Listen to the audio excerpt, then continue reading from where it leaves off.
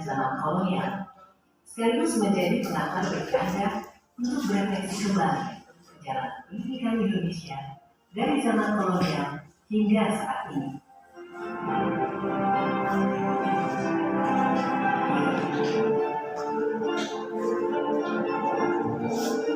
Tahukah Anda, pada tahun 1854, beberapa bupati menginisiasi pendirian sekolah-sekolah kabupaten, tetapi hanya untuk mendidik calon-calon pegawai. Pada tahun 1922, lahirlah Taman Siswa di Yogyakarta sebagai sebuah gerbang emas kemerdekaan dan kebebasan kebudayaan bangsa. Pada masa kolonial, yang berhak mengenyam pendidikan hanya kalangan orang atas saya. Yang berhak mengenyam pendidikan hanya orang-orang bangsawan saja. Sedangkan rakyat biasa itu tidak ada pendidikan. Nah, alhasil karena yang bisa mengenyam pendidikan dari kolonial itu hanya orang-orang bangsawan saja, maka inisiatif dari Ki Hajar Dewantara mendirikan sekolah pertama pribumi yang disebut dengan Taman Siswa.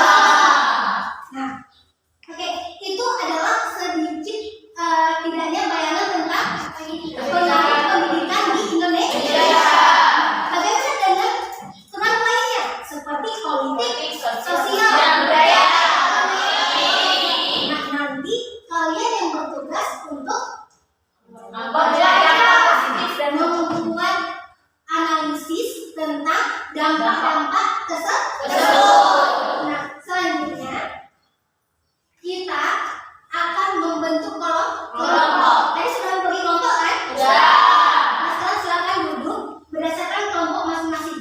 Modul sudah dibagi? Sudah. Nah, sekarang ibu akan bagi kelompok ini. Silakan untuk kelompok dulu.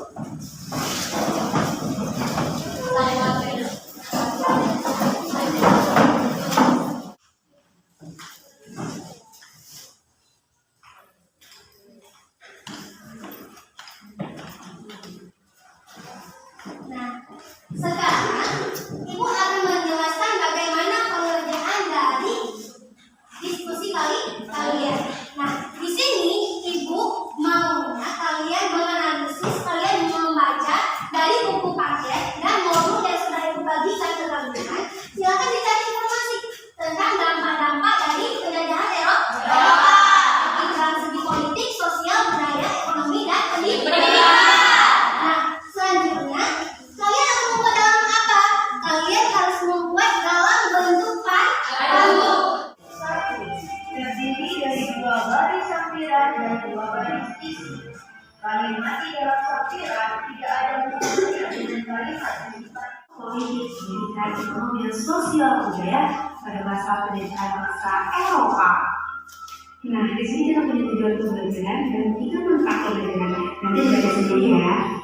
Selanjutnya, adapun tujuan pembelajaran pada hari ini ada 3 nih. Yaitu yang pertama, dampak penjajahan Portugis bagi Indonesia.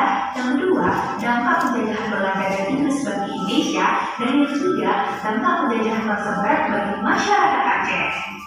Nah, kalau kita lihat dari peta konsep, dapat kita simpulkan bahwasanya penjajahan dari bangsa Portugis, Belanda, dan Inggris itu juga berdampak bagi bangsa Indonesia dan bagi masyarakat Aceh, baik dalam bidang politik, sosial, budaya, ekonomi, maupun pendidikan. Kalian bertugas untuk silakan dibaca bukunya, modulnya yang sudah dibagikan, serta nanti dikerjakan di LKP.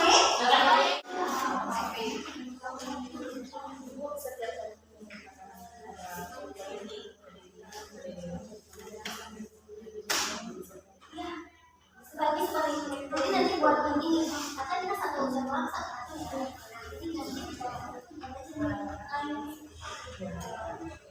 Berarti itu karya kalian.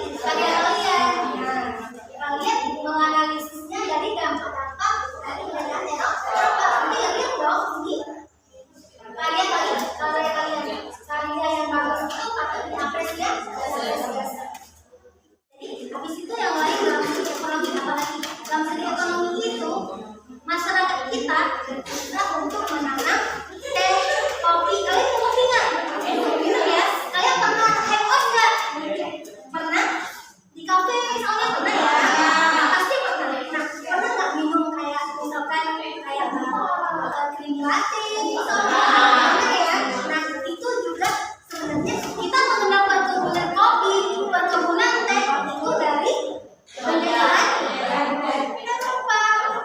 Gampang sebenarnya kalau dalam ekonomi itu banyak sekali.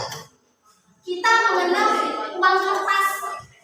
Kan Bu, kita sudah mengenal sistem uang itu dari pusat aja. Nah, masa kerajaan ada uang kertas nggak?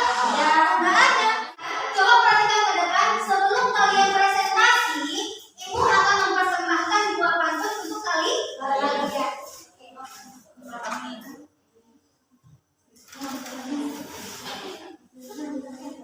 Nah, ini adalah contoh pantun sederhana oleh teman-teman. Nah, ini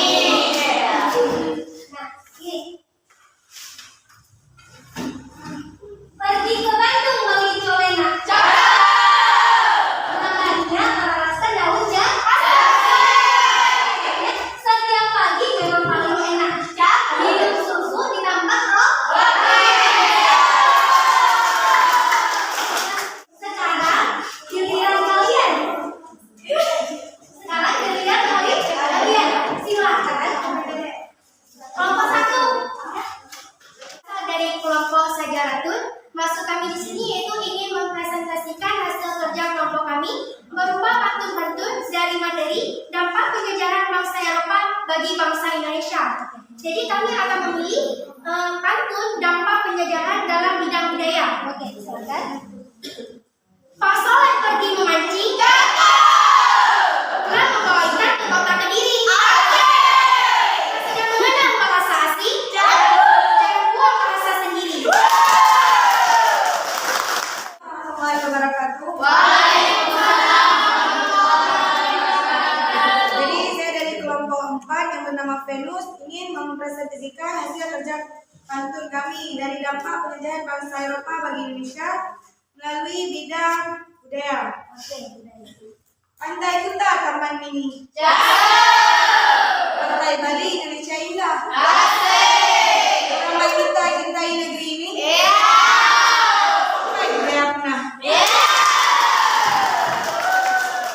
Selanjutnya, dalam segi ekonomi, masyarakat kita yang dulunya tidak mengenal yang namanya perkebunan, yaitu perkebunan kopi, perkebunan teh, tapi pada masa kebijakan dari Hindia Belanda wajib tanam. Tahu wajib tanam. Kalau hanya sebagai gula. Kemudian yang kedua itu ada wajib tanam dari teh. Pokoknya tanaman-tanaman yang laku di pasaran Eropa, di pasaran internasional. Sekarang ada yang mau bertanya?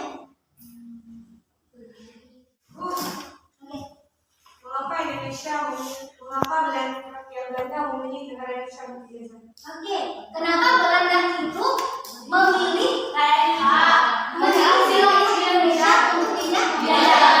Ingat, mereka itu mencari sumber air. Dan mereka itu kan pada masa itu adalah berupa Sekarang Ibu akan membagikan LKPD untuk kalian. Silakan kalian kerjakan. Kumpulkan tugasnya.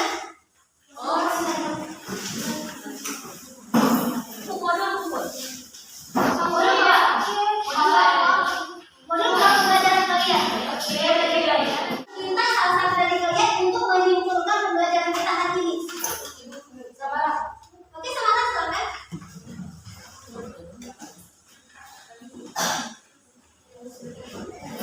Silakan simpulkan materi pembelajaran kita hari ini sepengetahuan kamu. Oke, ini kesimpulan yang akan kita ambil dari pembelajaran kita hari ini. Belanda tersebut menjadi salah satu pilar bagi negara kita. Dan hal tersebut ada dalam KUHP. Hanya itu yang menjadi penjelasan saya. Bila ada kekurangan saya minta maaf. Terima kasih. Assalamualaikum warahmatullahi wabarakatuh. Dari proses pembelajaran kita dari pertama masuk sampai sekarang, menurut kalian proses pembelajaran kita itu seperti apa? Menyenangkan,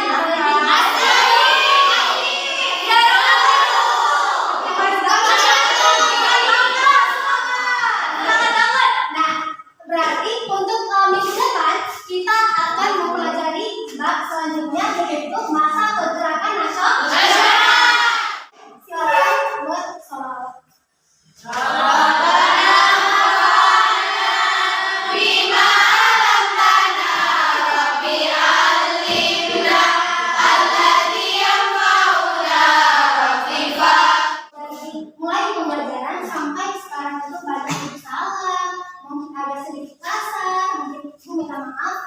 Aldiana Bintang.